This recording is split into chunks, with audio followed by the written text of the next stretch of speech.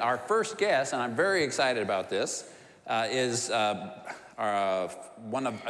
relates to one of the best economic stories in the Valley. I'm a big personal fan and serve on the Gateway Airport Board Authority, but I'm pleased to have with us today the Executive Director and CEO of Phoenix Mesa Gateway Airport, Brian O'Neill. Brian, please come up.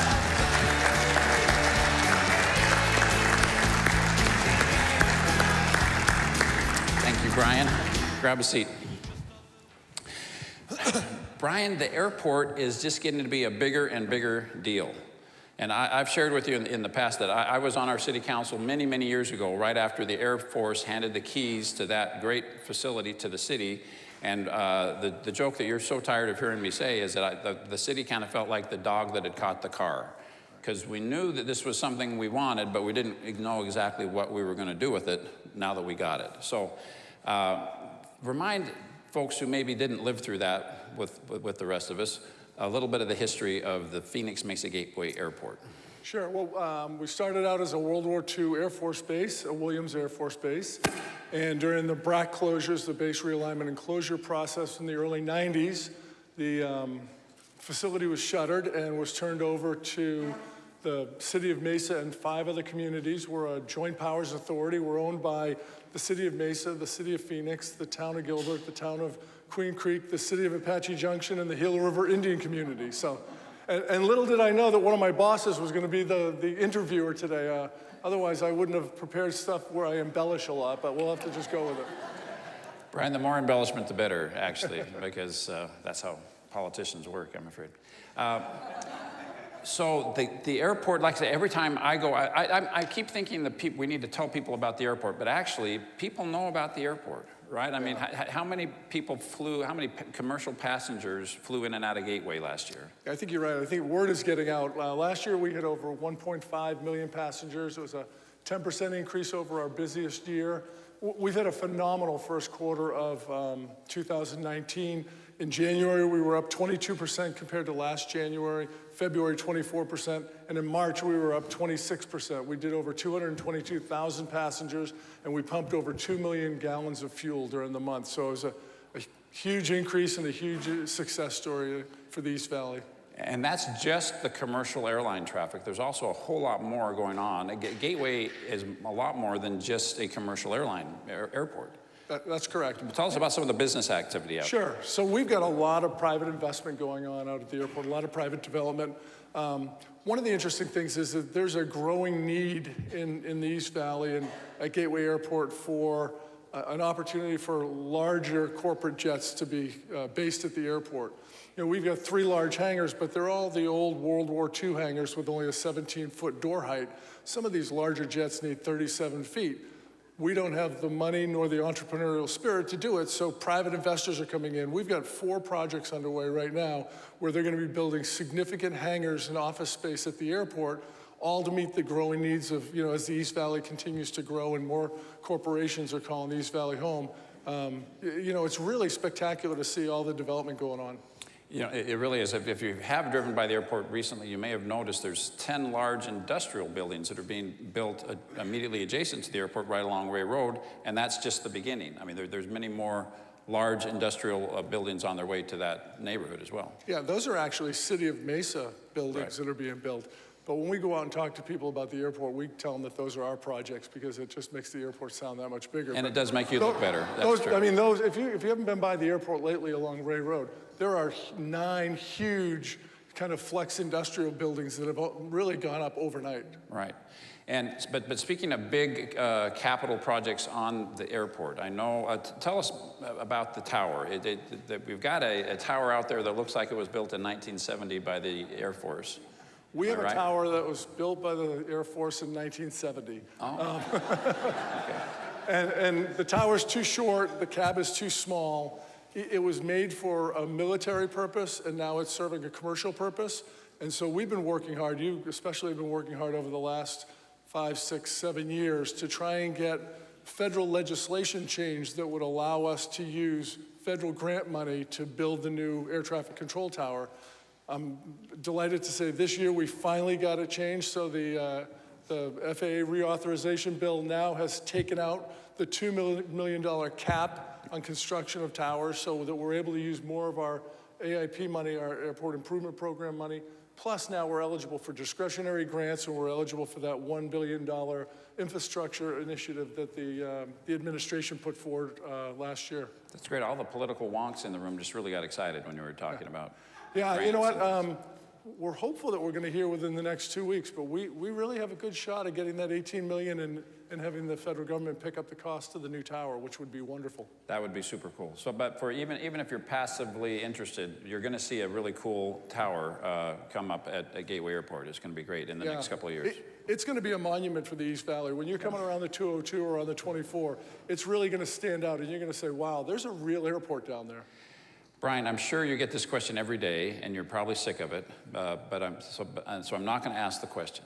But I'm assuming you get asked the question frequently. When are we going to get more or different airlines out at the airport? Yeah, I'm not going to ask that question. Okay. If you were to ask it, I would answer it this way. Okay. I would say that we are continually working with the airlines to tell the Gateway Airport and the Phoenix East Valley story.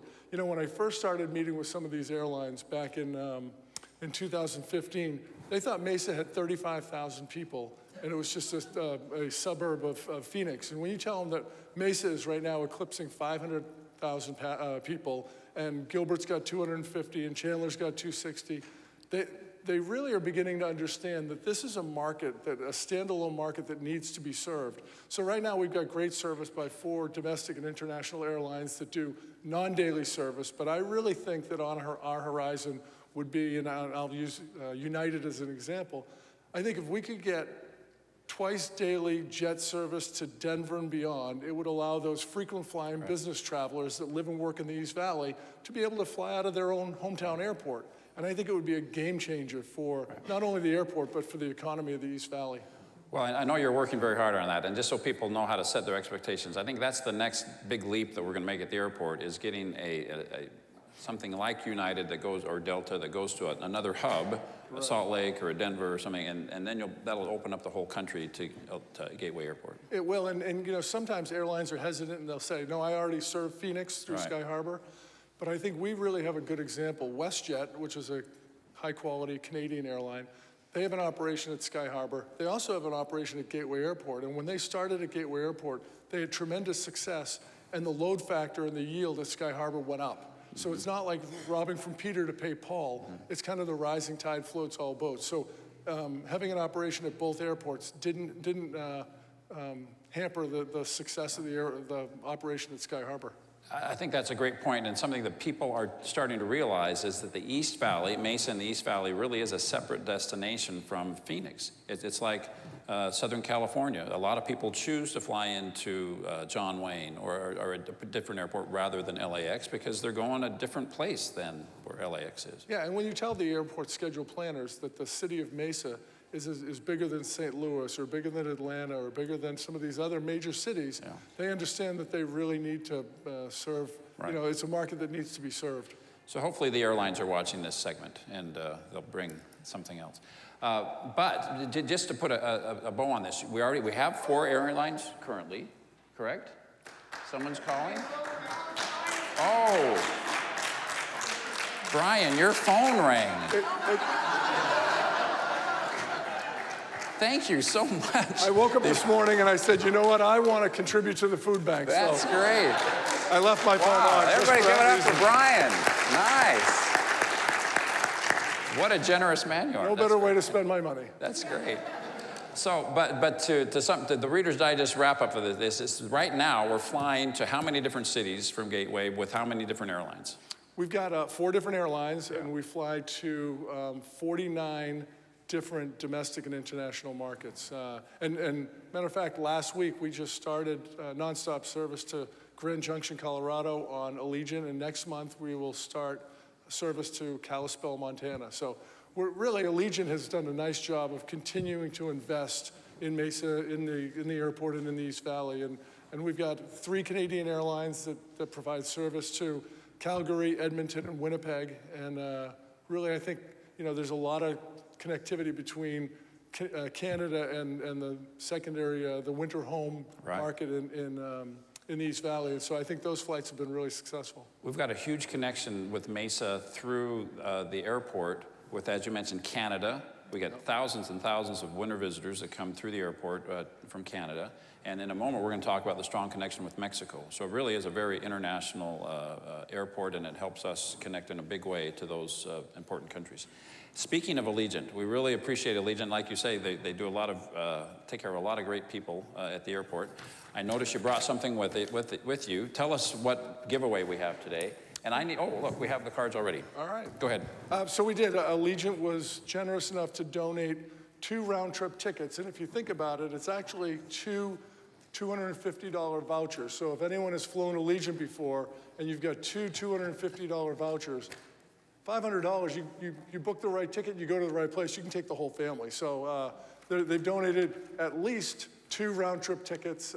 But again, it's $500, and you can stretch that as far as you want that to go.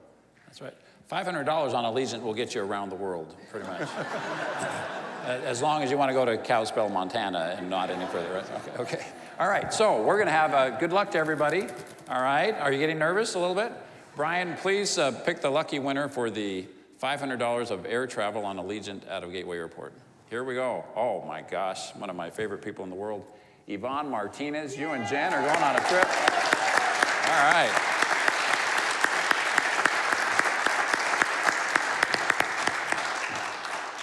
Isn't that interesting? I thought everybody would be really mad that they didn't win, but instead we're happy that Yvonne won because we like Yvonne so much. Well, thank you. Okay, we're almost at it. We're this close to being out of time. All right. Here's something that's really interesting about you that people don't know. You played college football, right? I did, yeah. Was it Delaware? University of New Hampshire. New Hampshire, okay. Yeah. And you are such a fit, trim young man right now. People don't realize, what position did you play at New Hampshire? I was a 300-pound nose tackle. He was a 300-pound nose tackle. And you were you were good, but your son was even better than you, right? Yes. Okay, so you got a football family. Your son is another big guy that was a very successful college football player. He was, yeah. I played at the University of New Hampshire. My brother played at the University of New Hampshire, and then my son played at the University of New Hampshire. That's great. So all you UNH fans out there, go Wildcats. All right. Well, we are very lucky to have Brian running our airport. He's doing a great job, and as you can tell, Gateway Airport is really on fire. Not literally, but it's figuratively on fire. Lots of great activity going on out there. Like I say, it's a very poorly kept secret. I'm sure a lot of us are wearing that place out, but more good news to come. So thank you very much, Brian. You're doing a great job. Thank you. You bet.